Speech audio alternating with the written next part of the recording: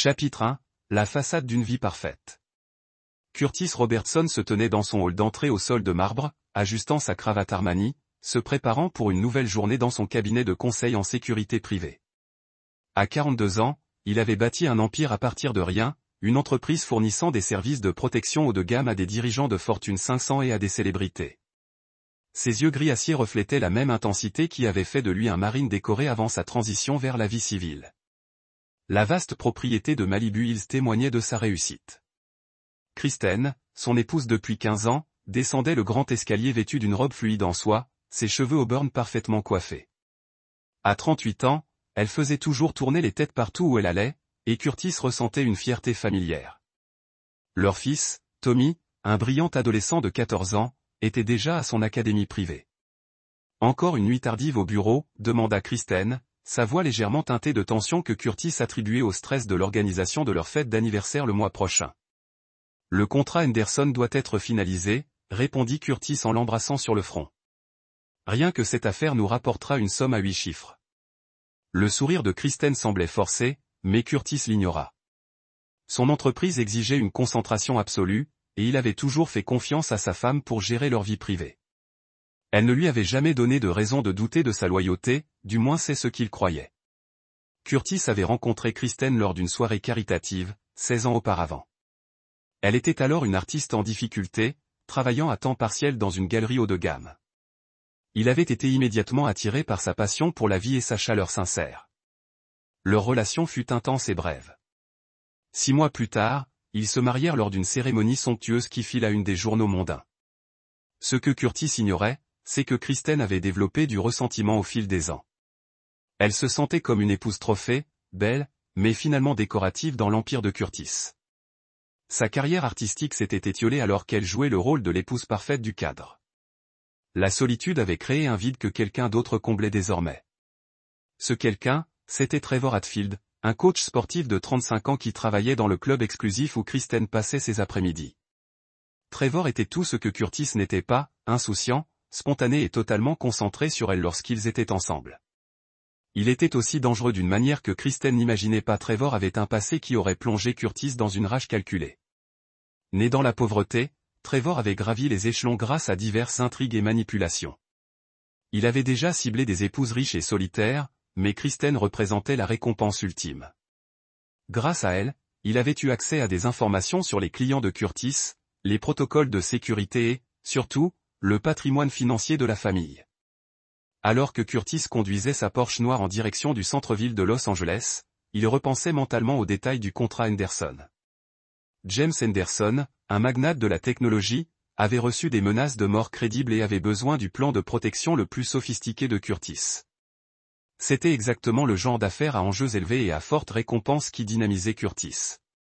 Pendant ce temps, de retour à la propriété Robertson, Kristen se préparait pour un nouvel après-midi avec Trevor.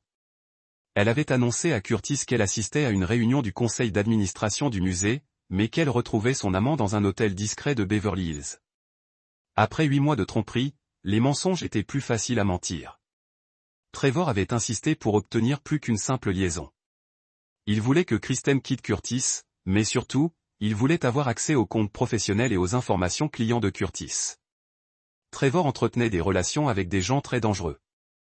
Des mercenaires et des criminels prêts à payer cher pour le genre de renseignements que possédait l'entreprise de Curtis. Ce soir-là, Curtis rentra plus tôt que d'habitude, espérant passer du temps avec Tommy avant le dîner. Il trouva son fils dans la salle de jeu, concentré sur son ordinateur. « Comment, un champion de l'école ?» demanda Curtis en s'installant dans le fauteuil en cuir à côté de son fils. Tommy leva les yeux, l'air troublé. « Papa, j'ai quelque chose à te dire. » Avant que Tommy ne puisse continuer, Kristen apparut dans l'embrasure de la porte. « Le dîner est prêt » annonça-t-elle, interrompant opportunément la conversation. Curtis remarqua le bref regard entre sa femme et son fils. Une communication silencieuse qui déclencha son système d'alarme interne. Des années de travail dans la sécurité avaient aiguisé son instinct de dupe, mais il n'avait jamais pensé à l'appliquer à sa propre famille. « Qu'est-ce que tu voulais me dire, Tommy ?» insista Curtis. « Ce n'est rien d'important, papa. » Juste des trucs d'école, marmonna Tommy en évitant le contact visuel. Curtis laissa tomber un instant, mais oublia l'échange. Quelque chose se tramait dans sa maison, et son instinct lui disait d'être attentif. Alors qu'il s'asseyait pour dîner, Curtis observa sa famille d'un œil neuf. Kristen semblait nerveuse, vérifiant constamment son téléphone. Tommy lançait des regards incessants à sa mère, semblant trahir de la déception, voire de la colère. Le tableau familial parfait se brisait, et Curtis commença à se demander ce qui se cachait sous la surface. Cette nuit-là, tandis que Kristen dormait à ses côtés, Curtis fixa le plafond, enregistrant les signes subtils qu'il remarquait inconsciemment depuis des semaines. Les retards de ses courses, les nouveaux vêtements et bijoux qu'elle prétendait être des cadeaux d'amis, la façon dont elle était devenue protectrice de son téléphone. Son esprit méthodique commença à monter un dossier contre sa propre femme. Chapitre 2. L'avertissement du frère. 3 semaines plus tard, Curtis mettait la dernière main à la sécurité des Henderson lorsque son demi-frère, Benny Ross, l'appela. Benny, de 5 ans son cadet et inspecteur au lab, contactait rarement Curtis pendant les heures de bureau, sauf en cas d'urgence. Curtis, il faut qu'on se parle en personne ce soir. La voix de Benny était d'une gravité qui mit immédiatement Curtis en alerte. Que se passe-t-il? Pas au téléphone. Rendez-vous au pub Murphy S au coucher du soleil à 20h. Curtis arriva au Murphy S et trouva Benny déjà en train de siroter un whisky, son air habituellement jovial remplacé par une inquiétude sombre. Benny avait toujours été le plus émotif des deux frères, tandis que Curtis était calculateur et maître de lui. Malgré leurs approches différentes de la vie, ils avaient conservé un lien étroit depuis le remariage de leur mère, alors que Curtis avait 12 ans. Tu te souviens quand tu m'as demandé de vérifier les antécédents de cet entraîneur du club de Kristen? Benny commença sans préambule. Curtis se glaça. Il avait fait cette demande avec désinvolture 3 semaines auparavant, plus par habitude professionnelle que par suspicion. Trevor Hatfield. Que as-tu trouvé? Plus que tu ne veux savoir. Benny glissa un dossier en papier craft sur la table. Trevor Hatfield n'est pas son vrai nom. Il s'appelle en réalité Trevor Galvin et il a un casier judiciaire. Usurpation d'identité, fraude et suspicion d'implication dans 2 cambriolages où des épouses fortunées étaient spécifiquement ciblées. Curtis ouvrit le dossier, son expression restant neutre, même si la rage montait en lui. Photos, rapports de police et dossiers financiers dressaient le portrait d'un prédateur sophistiqué qui ciblait les femmes fortunées pour obtenir des informations et accéder au patrimoine familial. Il y a plus, continua Benny. J'ai fait de la surveillance officieuse. Curtis, Christine le voit régulièrement. Hôtel, restaurant, son appartement, et hier, je l'ai vu photographier le système de sécurité de ta maison pendant qu'elle distrayait le gardien. Le bruit ambiant du pub s'estompa tandis que Curtis assimilait cette information. Sa femme n'avait pas seulement une liaison. Elle collaborait avec un criminel qui recueillait des renseignements sur son domicile et son entreprise. La trahison était plus profonde qu'une simple infidélité. C'était une violation de tout ce qu'il avait construit et protégé. Il y a autre chose, dit Benny à contre-cœur. Tommy le sait. Je l'ai vu suivre Kristen la semaine dernière. Le gamin surveille les déplacements de sa mère. Curtis serra les poings. Son fils essayait de lui dire quelque chose depuis des semaines, et Curtis était trop concentré sur ses affaires pour l'écouter. Maintenant, Tommy portait seul le fardeau de la trahison de sa mère. Combien de temps me reste-t-il? Demanda Curtis d'une voix d'un calme mortel. Trevor a posé à Kristen des questions précises sur votre liste de clients et vos protocoles de sécurité. Je pense qu'il prépare quelque chose d'important. Peut-être une attaque coordonnée contre l'un de vos clients. S'appuyant sur des informations privilégiées, Curtis ferma un dossier et se leva. Merci de m'avoir apporté ça, Curtis. Que allez-vous faire? Le regard que Curtis lança à son frère était de ceux que Benny avait déjà vus dans les yeux de Marine prêt à entrer au combat. Je vais m'en occuper. Ce soir-là, Curtis rentra chez lui, l'esprit déjà éveillé. Il ne divorcerait pas simplement de Kristen et ne ferait pas arrêter Trevor. Ce serait trop facile, trop propre. Ils avaient violé il avait trahi sa confiance, mis son fils en danger et menacé l'œuvre de sa vie. La punition devait être à la hauteur du crime. Alors qu'il s'engageait dans son allée, Curtis prit une décision qui allait tout changer. Il ne les affronterait pas directement. Il les laisserait poursuivre leur plan pendant qu'il préparait le sien. L'art de la guerre, qu'il avait maîtrisé dans les marines et perfectionné dans les affaires, allait désormais s'appliquer à un champ de bataille très personnel.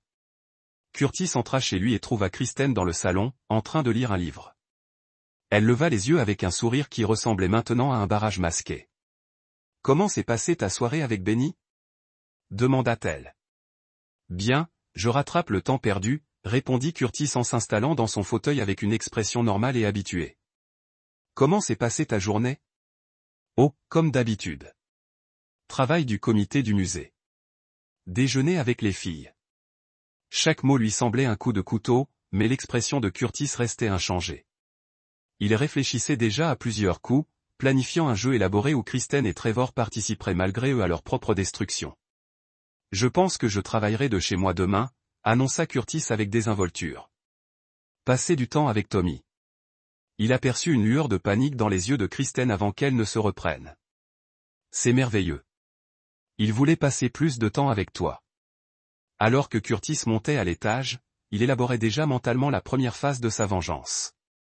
Il voulait jouer avec sa vie. Il leur montrerait à quoi ressemble un vrai prédateur lorsqu'il est acculé. Chapitre 3. Le fardeau du fils. Le lendemain matin, Curtis attendit que Kristen parte pour sa réunion du comité du musée avant d'aborder Tommy.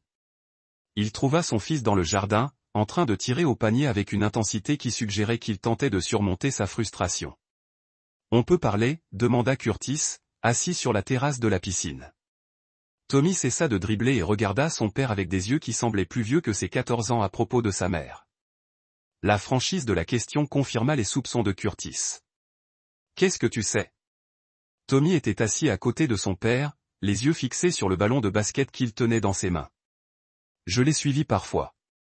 Je sais pour ce type, Trevor. Je les ai vus ensemble. » Curtis ressentit un mélange de fierté et de chagrin. Fierté que son fils ait eu l'instinct de reconnaître la tromperie. Le chagrin que le garçon ait été forcé de affronter de telles réalités concernant sa mère. « Depuis combien de temps le sais-tu » ? 3 mois. Au début, j'ai pensé qu'ils n'étaient peut-être que des amis, mais ensuite je les ai vus. La voix de Tommy s'est éteinte. Pourquoi ne me l'as-tu pas dit plus tôt ? J'espérais que ça s'arrêterait. Je pensais que maman se souviendrait peut-être qu'elle nous aime et qu'elle mettrait fin à tout ça. La voix de Tommy se brise légèrement, mais ça empire. Elle lui raconte des choses sur ton travail, sur notre maison. Je les ai entendus parler de tes clients. Curtis posa une main sur l'épaule de son fils. Tu n'as rien fait de mal. Ce n'est pas ta responsabilité. Qu'est-ce que tu vas faire ? Curtis observa le visage de son fils, y voyant une maturité qui dépasse son âge. Tommy mérite la vérité, ou du moins une partie. Je vais protéger cette famille. Mais j'ai besoin que tu me fasses confiance et que tu fasses exactement ce que je dis quand je le dis. Tu peux faire ça ? Tommy hocha la tête solennellement. Vas-tu leur faire du mal ? La question restait en suspens. Curtis aurait pu mentir. Il aurait pu lui offrir des platitudes réconfortantes sur la façon de gérer les choses par les voies appropriées. Au lieu de cela, il a choisi l'honnêteté. Je vais m'assurer qu'ils ne puissent plus jamais nous faire de mal. Cet après-midi-là, alors que Kristen était à son rendez-vous avec Trevor, Curtis a commencé à mettre son plan en œuvre. Il a commencé par installer du matériel de surveillance supplémentaire dans toute la maison. Des caméras et des appareils d'enregistrement que Kristen et Trevor ne détecteraient pas. Il voulait tout documenter. Ensuite, il a appelé son employé le plus fidèle, Omar Shannon, un ancien Navy SEAL qui gérait les opérations les plus sensibles de Curtis. Omar travaillait dans l'entreprise depuis 8 ans et avait prouvé sa loyauté à maintes reprises. J'ai besoin d'un examen complet de Trevor Galvin, alias Trevor Hatfield, a dit Curtis à Omar. Tout, les dossiers financiers, les associés, les opérations en cours, les faiblesses. J'ai aussi besoin d'une surveillance sur lui et ma femme. Une couverture complète.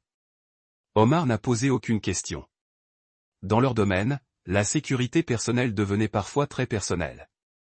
Curtis a ensuite contacté Jeffrey Galvin, qui partageait ironiquement le même nom de famille que Trevor, bien qu'il n'ait aucun lien de parenté, et qui était le conseiller juridique et stratège de son entreprise.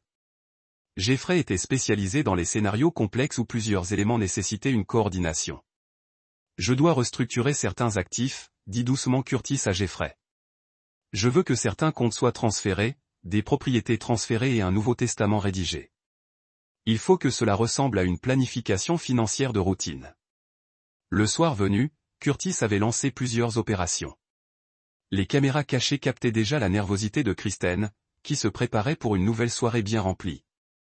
La surveillance de Trevor avait commencé, et les biens de Curtis étaient discrètement repositionnés. Lorsque Kristen rentra chez elle ce soir-là, elle semblait plus agitée que d'habitude. Curtis soupçonnait Trevor de faire pression sur elle pour obtenir plus d'informations ou une action plus rapide sur ce qu'il préparait. « Tout va bien ?» demanda Curtis pendant le dîner. « Juste fatigué. Le travail du comité est plus exigeant que prévu. » Tommy lança à sa mère un regard de pur dégoût qu'elle ne capta pas, mais Curtis, lui, si. Son fils avait du mal à accepter la trahison de sa mère, et Curtis savait que les mensonges incessants de Kristen ne faisaient qu'empirer les choses. Cette nuit-là, Curtis accéda aux images de surveillance depuis son bureau. Il observa Kristen passer un coup de fil depuis leur chambre, à voix basse. La prise audio était suffisamment claire pour entendre sa version de la conversation. Il commence à soupçonner. « Je pense que Tommy a dit quelque chose. Oui, je peux récupérer les dossiers clients, mais il faut faire vite. Combien de temps vais-je encore devoir tenir le coup ?» Curtis sauvegarda l'enregistrement et l'ajouta à son dossier de preuves grandissant. Mais les preuves n'étaient pas son objectif. C'était juste des munitions pour ce qui allait suivre. Les jours suivants, Curtis poursuivit sa routine habituelle pendant que son équipe recueillait des renseignements. Les rapports d'Omar dressaient le portrait de Trevor comme un homme lourdement endetté envers des individus dangereux. Il devait de l'argent à des usuriers liés au crime organisé, et son stratagème avec Kristen était apparemment un moyen de les rembourser.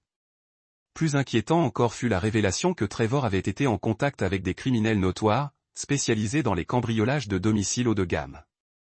Le plan ne consistait pas seulement à voler les informations clients de Curtis. Il projetait de cambrioler la propriété des Robertson en faisant passer l'affaire pour un crime aléatoire.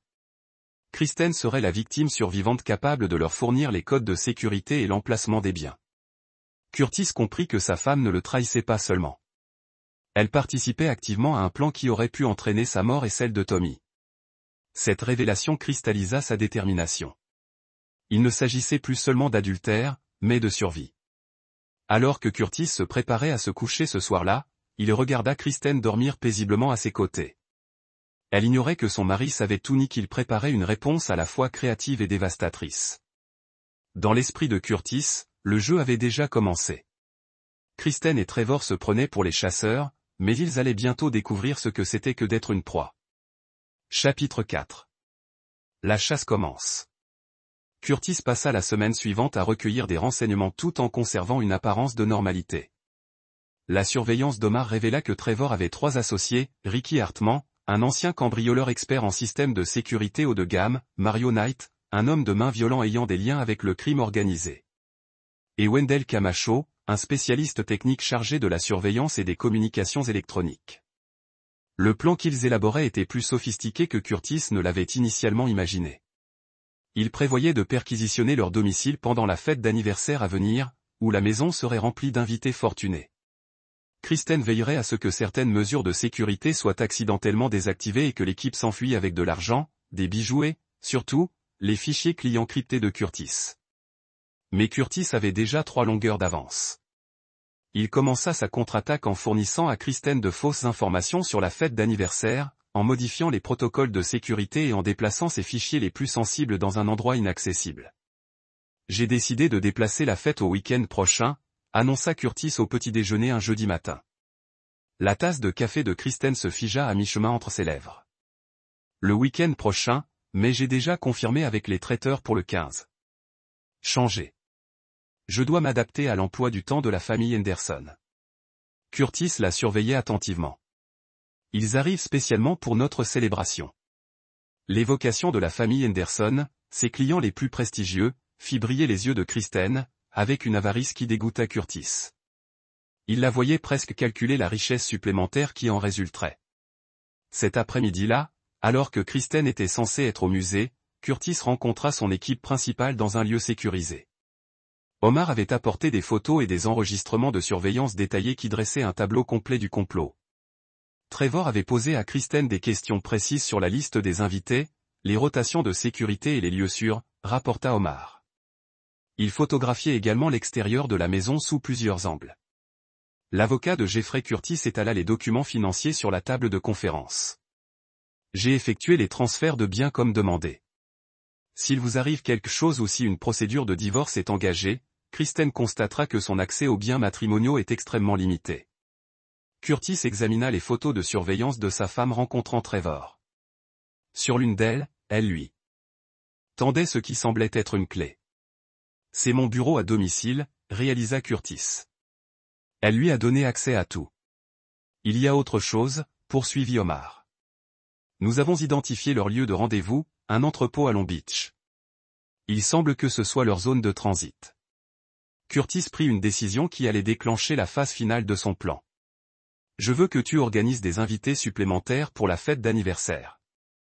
Des gens qui ne figureront pas sur la liste officielle des invités. Omar comprit immédiatement. Combien? De quoi gérer 4 hommes qui se prennent pour des professionnels mais n'ont jamais affronté de vrais professionnels. Ce soir-là, Curtis trouva Tommy dans sa chambre, apparemment en train de faire ses devoirs, mais visiblement distrait. Comment vas-tu? Tommy leva les yeux de son manuel. C'est dur de faire semblant que tout est normal, de la voir te mentir tous les jours. Curtis s'assit sur le lit à côté de son fils. Je dois te dire quelque chose d'important. Le week-end prochain, pendant la fête, des choses dangereuses pourraient se produire. Je vais m'en occuper, mais j'ai besoin que tu sois prêt à faire exactement ce que je te dis. Quel genre de choses dangereuses?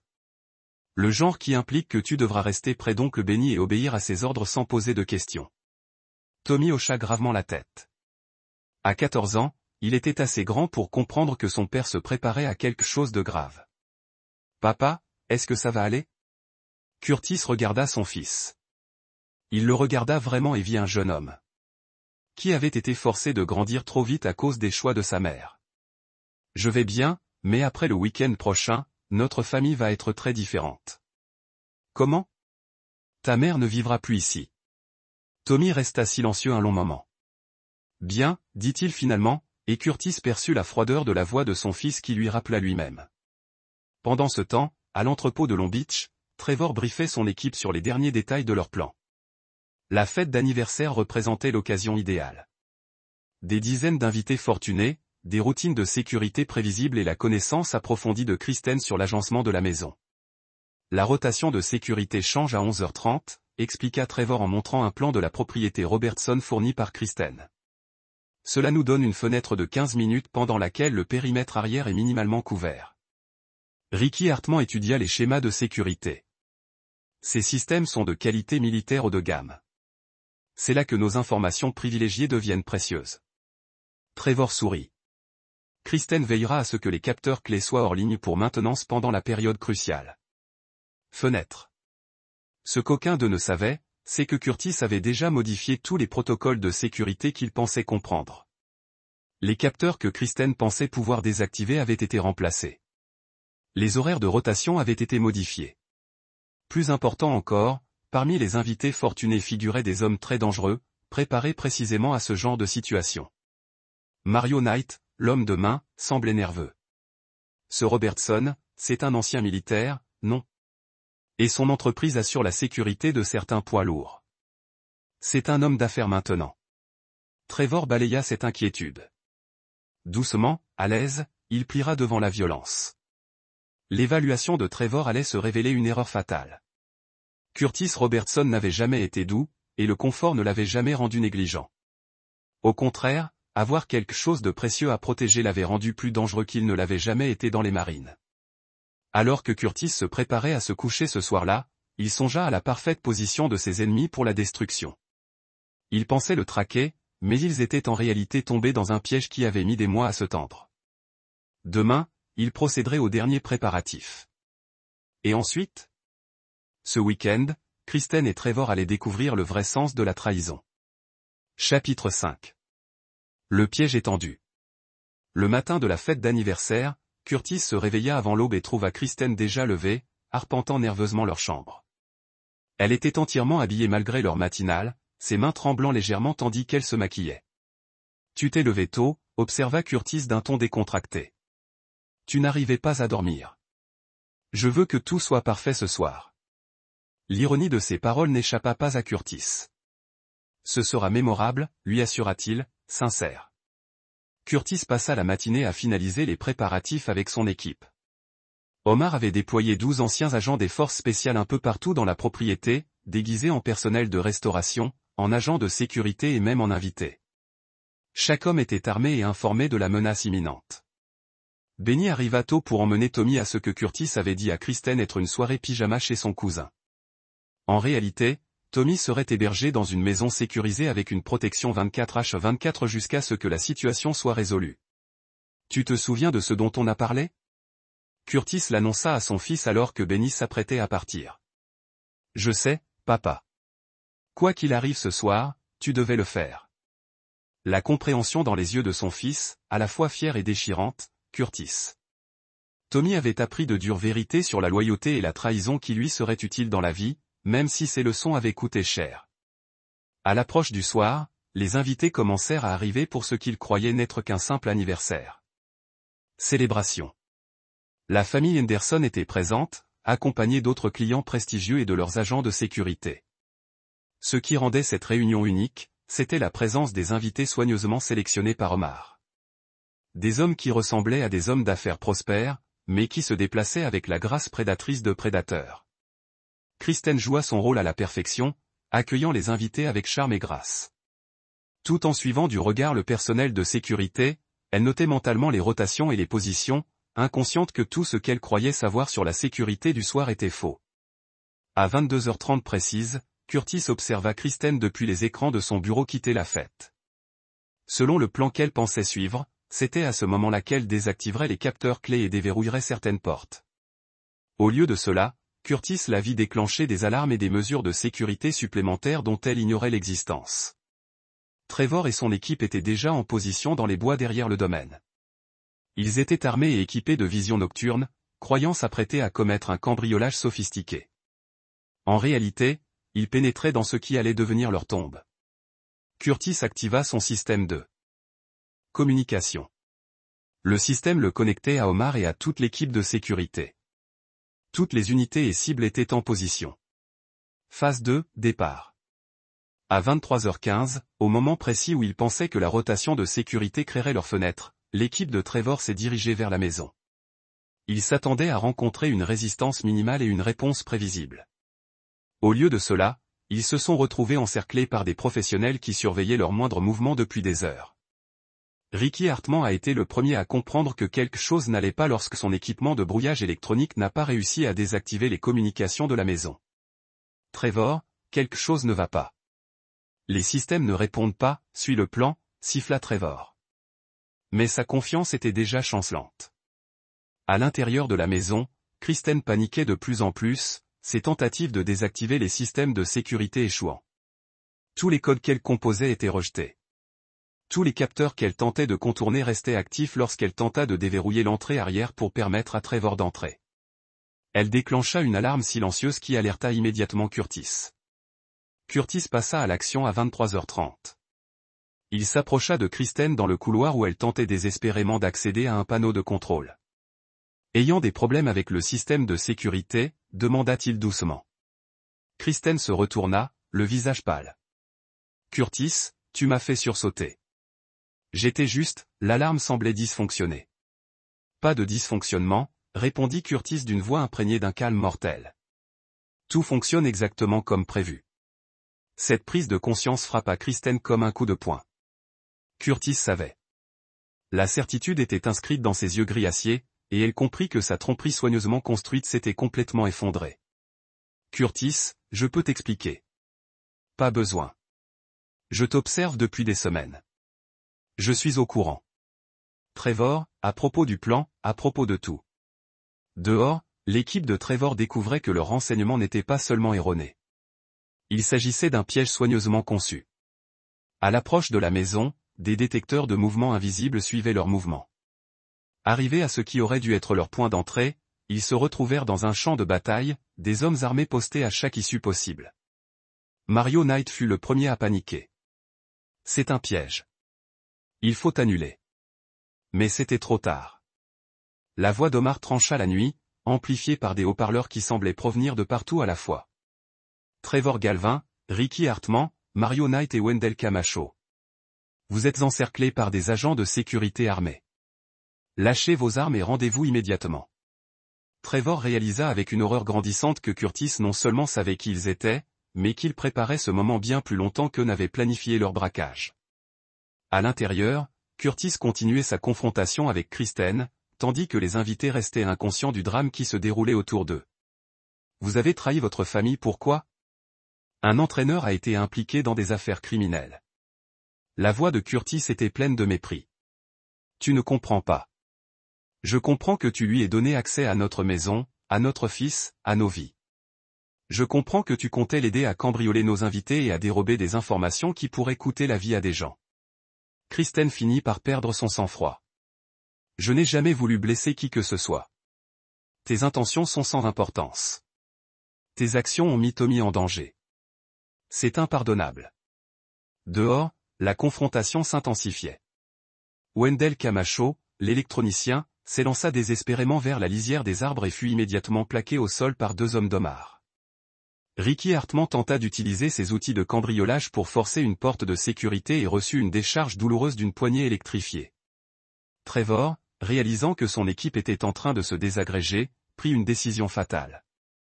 Il sortit un pistolet et tira des coups de semonce en l'air, espérant créer suffisamment de chaos pour s'échapper. Les coups de feu changèrent tout. Ce qui avait été une élimination contrôlée devint une situation de combat actif. Les hommes d'Omar, tous des vétérans ayant l'expérience du combat, répondirent. Avec une force écrasante, Curtis entendit les coups de feu dans son oreillette et passa à l'action finale. Les fêtes se déroulèrent autour de Kristen, chapitre 6, du sang dans l'eau. Les coups de feu brisèrent l'élégante façade de la soirée. Curtis activa les protocoles de confinement du domaine, scellant toutes les issues et déclenchant des barrières pare-balles qui transformèrent le manoir en une forteresse imprenable. Les invités, comprenant maintenant que quelque chose de grave se tramait, furent rapidement transférés vers une zone sécurisée par les agents déguisés d'Omar. Dehors, l'équipe de Trevor se retrouva dans un scénario cauchemardesque. L'équipe d'Omar disposait d'un équipement de vision nocturne, d'un positionnement supérieur et de l'expérience tactique nécessaire pour mettre fin rapidement à l'affrontement. Lorsque Trevor tira ses coups de semonce, il scella le sort de son équipe. La cible a tiré sur le personnel de sécurité. La voix d'Omar grésilla dans l'oreillette de Curtis. Nous sommes autorisés à recourir à la force létale. Curtis ressentit une satisfaction froide en entendant la violence contrôlée éclater à l'extérieur. Ces hommes avaient menacé sa famille, son fils, l'œuvre de sa vie. Ils méritaient tout ce qui allait leur arriver. Ricky Hartman, désespéré de s'échapper, a tenté de mettre à l'échelle la clôture de sécurité successorale et a été abattu par un tasé qui l'a laissé en convulsé au sol. Mario Knight a tenté d'utiliser ses tactiques d'application, menaçant de tuer des otages qu'il n'avait pas, mais s'est retrouvé face aux hommes qui avaient manipulé de vrais terroristes et n'étaient pas impressionnés par l'intimidation au niveau de la rue.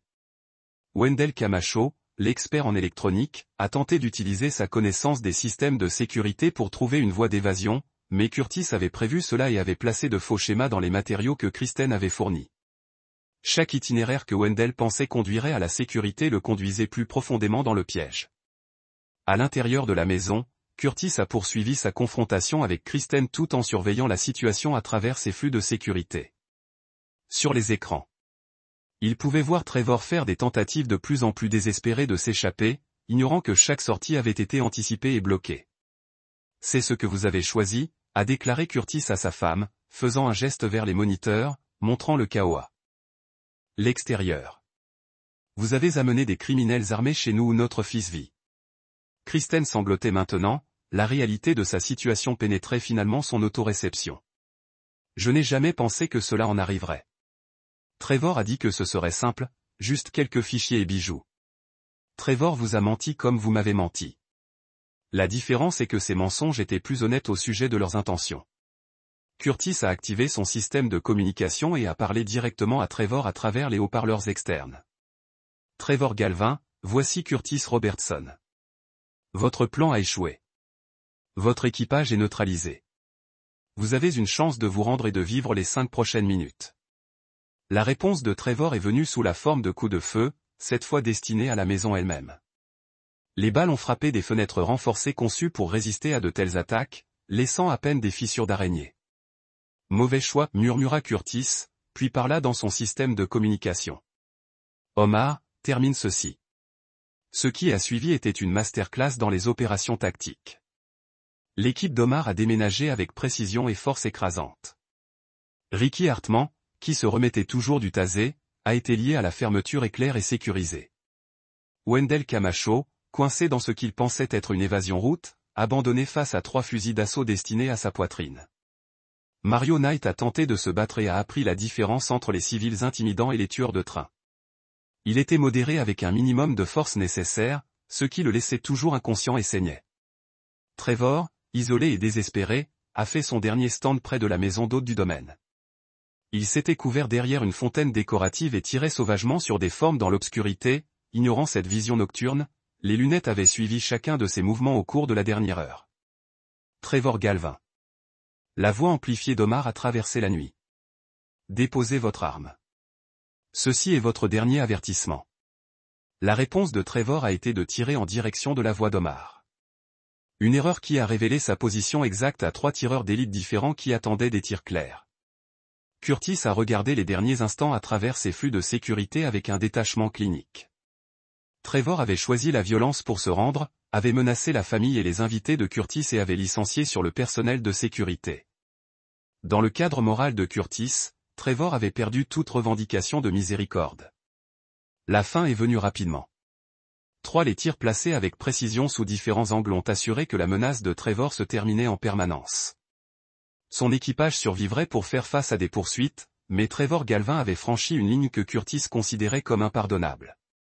À l'intérieur de la maison, Kristen a regardé le visage de son mari en observant la mort de son amant sur les moniteurs de sécurité. Il n'y avait aucune satisfaction, aucune émotion du tout, juste le calcul froid d'un homme qui avait éliminé une menace pour sa famille. « Tu l'as tué » murmura-t-elle. « Il s'est suicidé quand il a choisi d'apporter de la violence chez moi » a répondu Curtis. « Tout comme vous avez tué notre mariage lorsque vous avez choisi de trahir notre famille. » Les sirènes de la police approchaient déjà. Curtis les avait appelés lui-même une fois que la fusillade a commencé, convaincu que ses actions seraient jugées de défense justifiée de ses biens et des invités. Curtis se tourna pleinement pour faire face à sa femme pour la première fois ce soir-là. « Kristen, vous avez le choix de faire. Vous pouvez coopérer avec l'enquête policière, admettre votre rôle dans ce complot et accepter les conséquences. Ou vous pouvez essayer de vous sortir de ceci et de découvrir ce qui arrive aux personnes qui continuent de menacer mon famille. Que dites-vous ? Je dis que Trevor est mort. Son équipage est capturé et vous êtes maintenant la seule fin lâche dans une situation très dangereuse. La façon dont je gère cette extrémité lâche dépend entièrement de vos prochaines décisions. » Kristen a compris la menace implicite. Curtis venait de démontrer sa volonté et sa capacité à éliminer les menaces pour sa famille. Elle était maintenant confrontée à un choix entre la coopération et à rejoindre potentiellement Trevor dans la mort.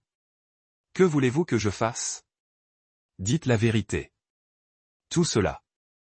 L'affaire, le plan, votre coopération avec des criminels qui avaient l'intention de priver nos invités et de voler des informations qui pourraient faire tuer les gens. Acceptez la responsabilité de vos choix. » Alors que les voitures de police inondaient l'allée du domaine, Curtis ressentait une satisfaction au froid. La menace immédiate a été terminée, mais sa vengeance ne faisait que commencer. Kristen serait confrontée à une humiliation publique et à des accusations criminelles, mais ce n'était que la première phase de sa punition. La véritable destruction n'était pas encore à venir. Chapitre 7, le calcul. Le détective Benny Ross est arrivé avec la première vague d'unités de police, prenant immédiatement la scène du crime en tant que demi-frère de Curtis.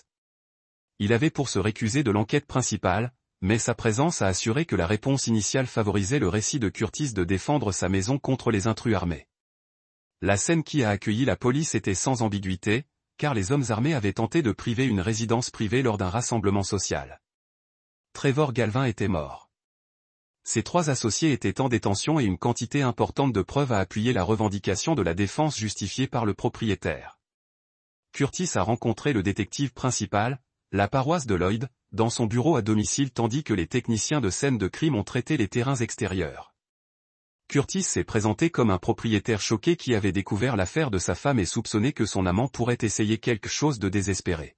« J'avais accru la sécurité pour la fête de ce soir, en particulier parce que j'étais préoccupé par les antécédents criminels de Trevor, a expliqué Curtis, montrant la paroisse détective que le dossier Benny avait compilé des semaines plus tôt. Je n'ai jamais imaginé que cela dégénérerait un vol à main armée. Les interrogations de Kristen ont été menées séparément. Elle avait deux choix. Dites la vérité sur son implication et faire face à des accusations de complot criminel ou mentir à la police et risquer Curtis exposer encore plus d'informations dommageables. Curtis avait clairement indiqué que sa coopération était la seule chose qui se tenait entre elle et la destruction complète. Face à des preuves de ses communications avec Trevor, les clés qu'elle lui avait fournies ainsi que des images de sécurité de sa tentative de désactiver les alarmes pendant le vol, Kristen a choisi la coopération. Sa confession en larmes à la paroisse détective a peint une image d'une femme solitaire manipulée par un criminel sophistiqué. Vous avez dit que ce ne serait que des bijoux et de l'argent, a-t-elle sangloté. Je n'ai jamais su qu'il prévoyait de voler les fichiers clients de Curtis ou qu'il apporterait des armes à feu. Je pensais que je l'aidais juste à revenir à Curtis pour être si contrôlant. Ces vérités partielles ont satisfait à l'enquête immédiate tout en protégeant Curtis d'un examen plus approfondi. Elle a admis l'affaire et a fournir à Trevor un accès à la maison, mais s'est dépensée comme une victime de manipulation plutôt que comme un conspirateur actif. Les membres survivants de l'équipage de Trevor ont chacun fait face à des destins différents. Wendell Camacho, le spécialiste électronique, n'a eu aucun crime violent préalable et a accepté de coopérer pleinement en échange d'une peine réduite. Ricky Hartman, avec plusieurs condamnations antérieures, a connu une peine de prison importante, mais serait finalement libéré. Mario Knight, le linkateur, a eu des mandats en suspens dans 3 États et mourrait probablement en prison. Aucun d'eux ne parlerait à nouveau du travail.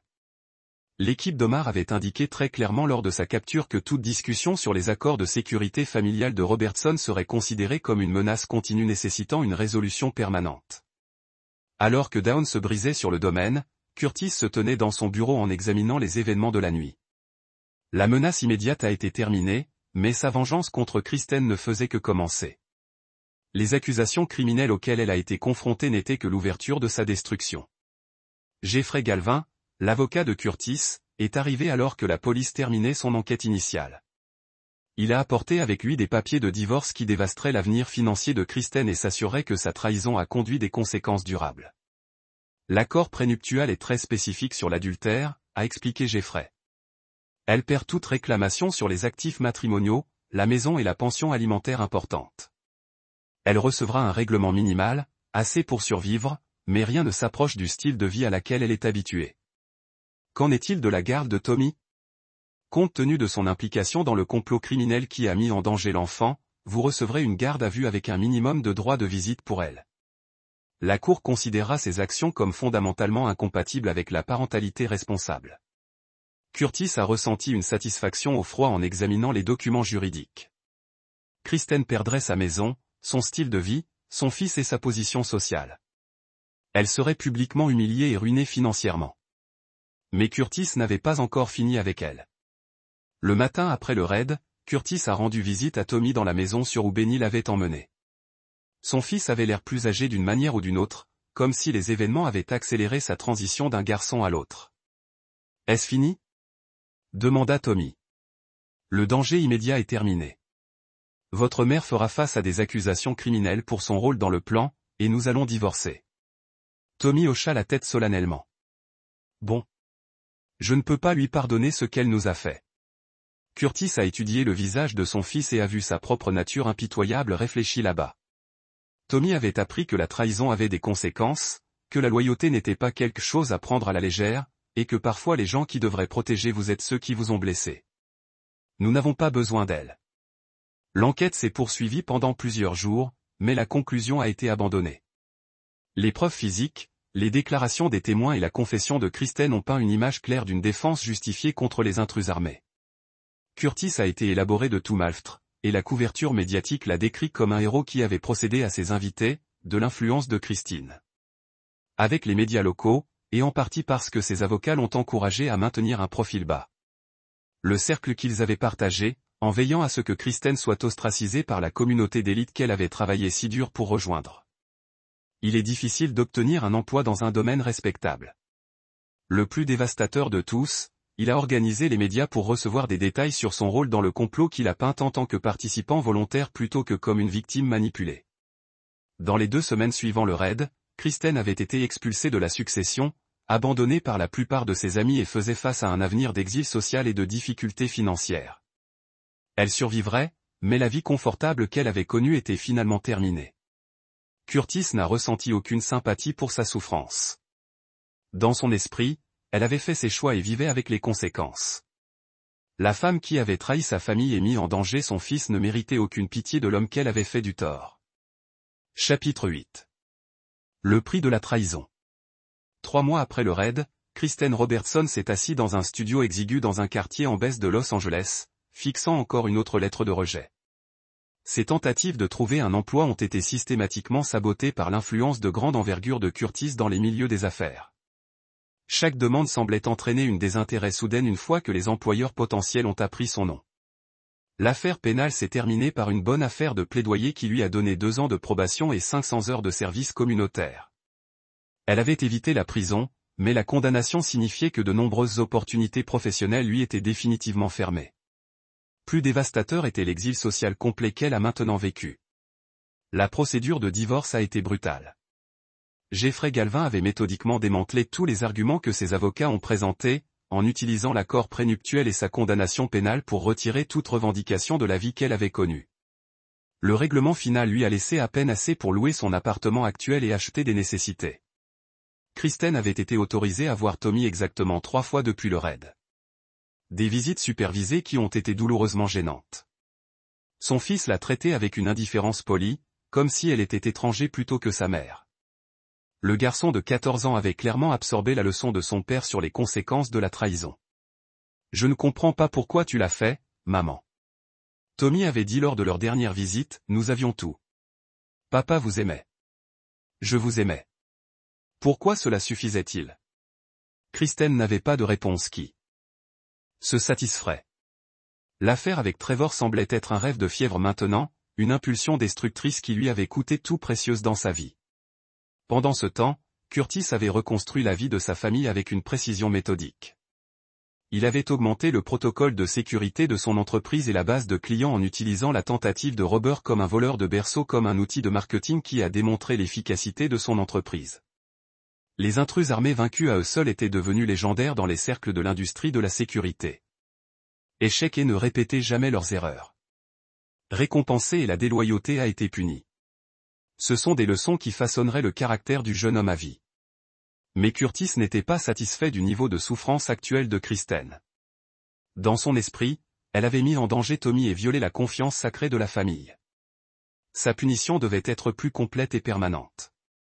En utilisant ses liens dans l'industrie des enquêtes privées, Curtis a commencé à mettre en œuvre la prochaine phase de sa destruction.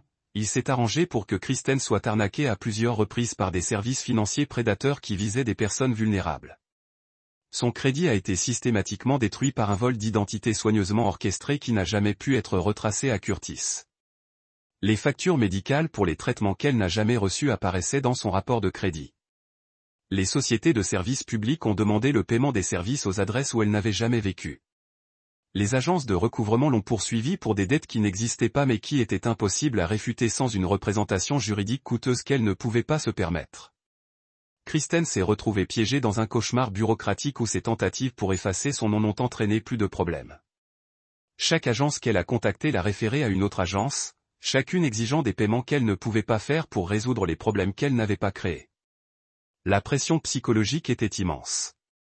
Kristen a commencé à souffrir de crises d'anxiété et de dépression, des conditions qui ont rendu plus difficile pour elle de trouver un emploi ou de maintenir des relations. Elle avait perdu du poids, sa santé était en baisse et elle vivait une crainte constante d'expulsion ou d'arrestation pour des dettes qu'elle ne pouvait pas payer. Curtis a surveillé sa détérioration par le biais d'enquêteurs privés et a ressenti une satisfaction froide à sa souffrance. Dans sa vision du monde, elle vivait exactement ce qu'elle méritait. La femme qui avait trahi sa famille apprenait que les actions avaient des conséquences qui s'étendaient bien au-delà des sanctions immédiates.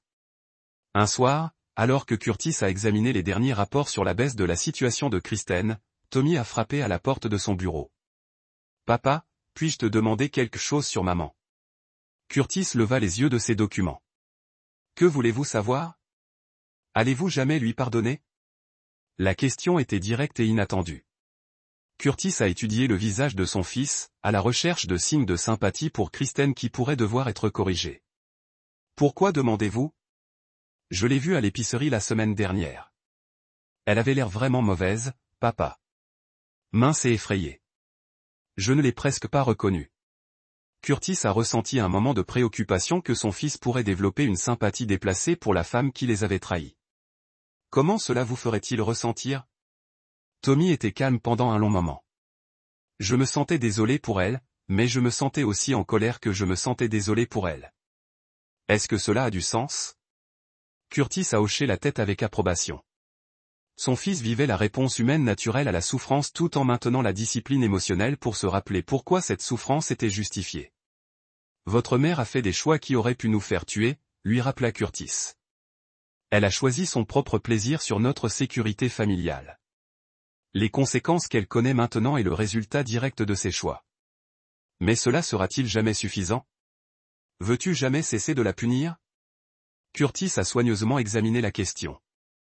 En vérité, il n'avait aucune intention de s'arrêter. Dans son esprit, la trahison de Kristen était impardonnable et sa punition devrait être permanente. Mais il a également reconnu que son fils avait besoin de comprendre la justice plutôt que la cruauté. Quand quelqu'un trahit sa famille, il a percé son droit à la miséricorde. Curtis a finalement répondu, « Votre mère vivra avec les conséquences de ses choix pour le reste de sa vie, tout comme nous devons vivre avec le traumatisme qu'elle nous a causé. » Tommy a accepté cette explication, mais Curtis a senti que son fils commençait à développer son propre cadre moral qui pourrait ne pas s'aligner parfaitement sur le désir de Curtis de vengeance perpétuelle. C'était un développement que Curtis devrait surveiller attentivement. La dernière chose qu'il voulait, c'est que la compassion mal placée interdit les leçons importantes que Tommy apprenait sur la loyauté et les conséquences. Chapitre 9, la dernière leçon. 2 ans après le raid, Curtis s'est tenu dans son bureau en examinant des rapports trimestriels qui ont montré que sa société de sécurité avait triplé en taille. L'histoire de l'exécutif qui avait vaincu les intrus armés était devenue une légende de l'industrie, lui faisant apporter des clients de haut niveau de tout le pays. Tommy, maintenant âgé de 16 ans, prospère dans son école privée et était devenu un jeune homme confiant qui comprenait la valeur de la loyauté et de la force. Le dernier rapport de surveillance sur Kristen a montré qu'elle vivait dans un refuge pour sans-abri et travaillait à temps partiel dans une laverie. Sa santé s'était détériorée de manière significative en raison du stress, de la mauvaise nutrition et des conditions médicales non traitées. Elle avait l'air de décennies plus âgée que son âge réel et a montré des signes de dépression sévère. Curtis n'a ressenti aucune sympathie en examinant les photographies. Dans son esprit, chaque aspect de sa souffrance était justifié par sa trahison de leur famille. Elle avait choisi de mettre en danger Tommy et de violer la confiance sacrée du mariage. Les conséquences ont été appropriées et permanentes. Un coup sur la porte de son bureau a interrompu son examen. Tommy est entré, portant une lettre d'acceptation du collège de Stanford. « Papa, je suis entré », annonça Tommy avec une fierté silencieuse. Curtis a ressenti une vague de satisfaction paternelle. Son fils avait maintenu des notes parfaites tout en apprenant les leçons difficiles sur la loyauté familiale qui le serviraient tout au long de la vie. Félicitations. C'est exactement ce que vous avez gagné grâce à votre dévouement et votre caractère. Tommy s'est assis en face du bureau de son père, mais son expression n'était pas entièrement festive. « Papa, j'ai besoin de te dire quelque chose. » Curtis a reconnu le ton sérieux et a accordé toute l'attention à son fils. J'ai beaucoup pensé à maman ces derniers temps sur ce qui s'est passé, sur ce qui lui arrive maintenant. Curtis a ressenti une préoccupation familière que son fils pourrait développer une sympathie mal placée pour la femme qui les avait trahis. Que pensez-vous spécifiquement? Je comprends pourquoi elle a dû être punie. Je comprends que ce qu'elle a fait était impardonnable, mais je me demandais si peut-être la punition devrait avoir un point final. Curtis a étudié attentivement le visage de son fils. Tommy était devenu un jeune homme réfléchi avec son propre raisonnement moral, qui était à la fois une source de fierté et une complication potentielle. Expliquez votre réflexion. Elle vit dans la rue depuis 6 mois. Sa santé échoue. Elle n'est plus une menace pour nous et elle n'est pas capable de blesser quelqu'un d'autre. À quel moment la justice devient-elle de la cruauté?